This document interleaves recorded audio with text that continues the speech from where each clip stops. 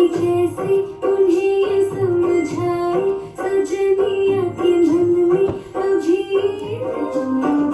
धीरे धीरे जतन करने से दुल्हनिया के खुलते। इन उड़ते पंछियों की तरह जिंदगी रोज हमें बहुत कुछ सिखाती है। नमस्कार यूट्यूब परिवार, मैं हूं प्रतिभा और आप हैं आपके अपने चैनल यूपी 32 जिंदगी जिंदाबाद में। भाई, मैं यकीन करती हूँ कि लाइफ के साथ एक्सपेरिमेंट्स बने रहने चाहिए। अगर जिंदगी आपके साथ मुरब्बत नहीं करती तो आप क्यों करते हैं। तो आज का दिन शुरू हो रहा है, ये मकर संक्रांति वाला दिन है और सबसे पहली तो मैं उठी हूँ और मैंने अपना नाश्ते को दिमाग में पहले फिक्स किया है कि क्या नाश्ता बनेगा। मैं इन लोगों को नाश्ता कराऊंगी और उसके बाद निकलेंगे हम लोग एक जगह पर, जो आप भी आगे आपको ब्लॉग देखने के बाद पता चलेगा कि हम कहाँ जाने वाले हैं। तो मैंने सोचा सबसे ईजीएस्ट और स्टमक फिलिंग नाश्ता जो है वो हो सकता है कांदा पोहा।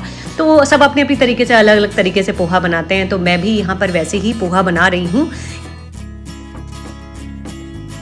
मुझे पर्सनली पोहा बहुत अच्छा लगता है। यस, इसकी न्यूट्रिटिव वैल्यू भी बहुत अच्छी होती है। सबसे अच्छी बात ये आसानी से कुक हो जाता है, बहुत तीम झाम की ज़रूरत नहीं पड़ती। फिर सर्दियों का सीजन है तो भाई नाश्ते के साथ यानी पोहे के साथ स्पेशली चाय का होना तो बनता है। तो मेरे को ऐसा लगता है ना, पोहा जो है वो ऑलमोस्ट सभी लोग प्यार से खाते हैं और सर्दी के सीज़न की वजह से इतनी सारी वेजिटेबल्स आती हैं, आप खूब सारी वेजिटेबल्स इसमें ऐड करके इसे बना सकते हैं और खा सकते हैं।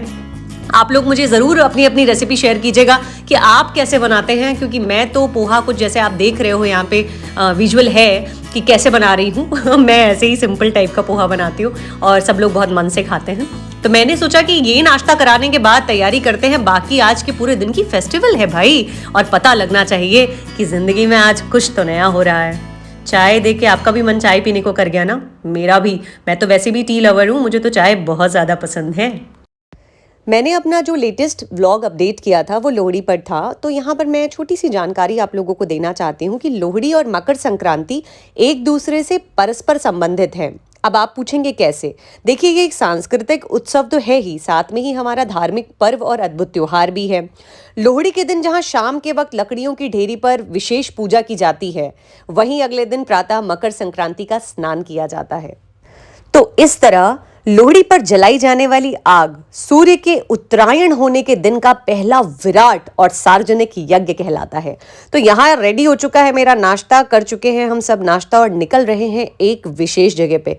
हम लोग जा रहे हैं छोटा हरिद्वार। अब आप कहेंगे हरिद्वार तो ठीक है, लेकिन ये छोटा हरिद्वार क्या है? अरे सब्र रखिए, बताते हैं। मेरठ से लगभग 30 किलोमीटर की दूरी पर स्थित मुरादनगर गाजियाबाद गंगा नहर का किनारा, जिसे वहां के महंत और आसपास के लोगों द्वारा नाम दिया गया है छोटा हरिद्वार। अच्छा, इसे छोटा हरिद्वार कहने का कोई ऐतिहासिक कारण नहीं है, क्योंकि हर की पौड़ी से गंगा नहर निकल कर आ रही है, जिसलिए यहाँ पर बिल्कुल भी जो आसपास का पर्यावरण है और सबको देखते हुए क्रिएट किया गया है हरिद्वार की तरह ही रेप्लिका, जिस कारण इसका नाम पड़ गया है छोटा हरिद्वार।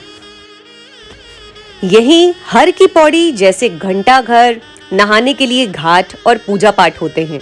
हर दिन खुला रहता है। रोज शाम को यह गंगा आरती का नज़ारा भी देखने को मिलता है।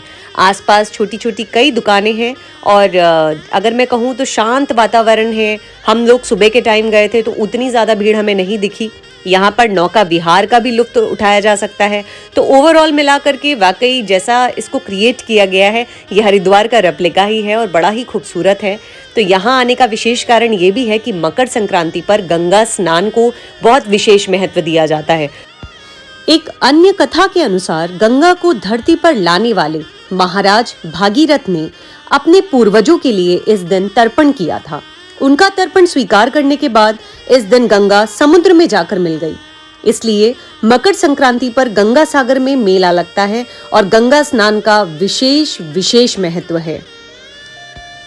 पुराणों के अनुसार मकर संक्रांति के दिन सूर्य अपने पुत्र शनि के घर 1 महीने के लिए जाते हैं। इसीलिए पुराणों में यह दिन पिता पुत्र के संबंधों में निकटता की शुरुआत के रूप में भी देखा जाता है। उम्मीद करती हूँ ये जानकारी आपको अच्छी लगी होगी। असल में कुछ भ्रांतियां कही जाती हैं, कुछ मान्यताएं कही जाती हैं, कुछ चीजें हम लोग बस फॉलो करते चले आ रहे होते हैं, लेकिन उसके पीछे का तथ्य जानना और उसको जानने का सेटिस्फैक्शन अपने किस्म का एक अलग सेटिस्फैक्शन होता है। तो मैंने सोचा ये जानकारी आप लोगों से शेयर की जानी चाहिए। तो ये विजिट तो रही है बहुत ज़्यादा शानदार। हम घर पहुंच चुके हैं, हम सब ने स्नान कर लिया है, यानी नहा चुके हैं, ज़्यादा शुद्ध हिंदी हो गई। और पूजा मैं कर चुकी हूँ, अब जलाने जा रही हूँ कंडे। और ये कंडे जो हैं ये घर में बनाए हैं मैंने। इसका एक वीडियो भी मैंने शेयर किया हुआ है यूट्यूब पे, अगर आप देखना चाहते हैं तो उसका लिंक मैं डिस्क्रिप्शन में शेयर कर दूंगी। और बेहतरीन तरीके से जलते हैं, अच्छी खुशबू आती है घर में, पता चलता है त्योहार है। वैसे तो मैं इसे डेली ही जलाती हूँ और बहुत आसान है बनाना। अच्छी बात है कि जो चीज़ें आप घर में यूज़ करते हैं आप उन्हीं से इसे बना सकते हैं। और ज़रूर देखिएगा, लिंक चेक करिएगा। तो यहाँ से शुरू हो गई है पूजा की तैयारियाँ। भाई त्योहार है, मकर संक्रांति है। भारत में त्योहार की खूबसूरतियां कुछ ऐसी ही तो हैं। उत्तर भारत में इस पर्व को मकर संक्रांति, पंजाब में लोहड़ी, कुमाऊं में घुघुती, गढ़वाल में खिचड़ी संक्रांति, गुजरात में उत्तरायण, तमिलनाडु में पोंगल, जबकि कर्नाटक, केरल और आंध्र प्रदेश में इसे केवल संक्रांति कहते हैं। हमारे त्योहार, हमारे पर्व बड़े बुजुर्गों के साथ उत्सव मनाते हुए नई पीढ़ी के बच्चे अपनी पुरानी मान्यताओं एवं रीतियों की गहराई को समझते हैं, उनसे जुड़ते हैं, लयबद्ध होते हैं। भारतीय त्योहार इसलिए साथ में मनाए जाते हैं ताकि भविष्य में भी पीढ़ी दर पीढ़ी ये उत्सव चलता ही रहे, अनवरत चलता ही रहे। जैसा कि मैं अपने हर वीडियो में बताती हूँ कि हमारे शास्त्र, हमारे पुराण हर बात पे एक कथा रखते हैं, हर बात का एक तर्कसंगत उत्तर रखते हैं। तो मकर संक्रांति के लिए एक और कथा बहुत ज्यादा प्रचलित है, जो इस तरह है कि इस दिन भगवान विष्णु ने असुरों का अंत करके युद्ध समाप्ति की घोषणा की थी। उन्होंने सभी असुरों के सिर को मंदार पर्वत में दबा दिया था। इसीलिए यह दिन बुराइयों और नकारात्मकता को खत्म करने का दिन भी माना जाता है। इस दिन जप तप, दान, स्नान, श्राद्ध, तर्पण आदि धार्मिक क्रियाकलापों का अपना विशेष महत्व है। ऐसी धारणा है कि इस अवसर पर दिया गया दान 100 गुना से बढ़ करके आपको पुनः प्राप्त होता है। हिंदू धर्म में सूर्य देवता से जुड़े कई प्रमुख त्योहारों को मनाने की परंपरा रही है। इतनी बातों के बीच में यहाँ मैं अपनी चाय फिनिश कर रही हूँ, क्योंकि ठंड भी अपनी अलग ही चरम सीमा पे है। जबकि कहा जाता है कि इस दिन से ठंडा थोड़ा कम होने लगता है, लेकिन धूप तो दिख रही है, धूप के दर्शन तो हैं, लेकिन ठंड वैसी की वैसी ही बनी हुई है। बचपन से मकर संक्रांति मनाते आ रहे हैं और सुनते आ रहे हैं कि इस दिन खिचड़ी बनती है। भाई कभी आपने सोचा कि खिचड़ी का ऐसा क्या विशेष योगदान है भाई कि जो इस दिन खिचड़ी बनती है? क्योंकि त्योहारों पे तो हमेशा बहुत सारे अलग तरीके के पकवान बनते हैं, लेकिन खिचड़ी नहीं। तो आज मैं आपको बताती हूँ कि क्यों खिचड़ी का विशेष स्थान है। भाई मकर संक्रांति और खिचड़ी का पुराना संबंध रहा है, तो आज ये जानिए कि क्यों खिचड़ी इतनी इंपॉर्टेंट है। मकर संक्रांति पर बहुत जगह पे खिचड़ी को पकवान के रूप में, विशेष पकवान के रूप में तैयार किया जाता है। खिचड़ी को आयुर्वेद में सुंदर और सुपाच्य भोजन की संज्ञा भी दी गई है। साथ ही खिचड़ी को स्वास्थ्य के लिए औषधि माना गया है, हम सब जानते हैं। इसके सहायक व्यंजन के तौर पे हम क्या यूज करते हैं? दही, पापड़, घी और अचार। ऐसी मान्यता है कि शास्त्रों में चावल को चंद्रमा का प्रतीक, काली उड़द को शनि का प्रतीक, हल्दी को बृहस्पति का प्रतीक और नमक को शुक्र का प्रतीक माना गया है।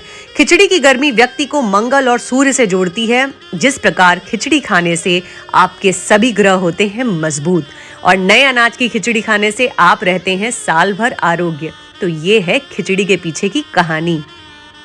तो उम्मीद करती हूँ कि ये व्लॉग आपको पसंद आया होगा, और इस वादे के साथ कि बहुत जल्दी मिलूंगी किसी नए व्लॉग में। तब तक मी प्रतिभा साइनिंग ऑफ।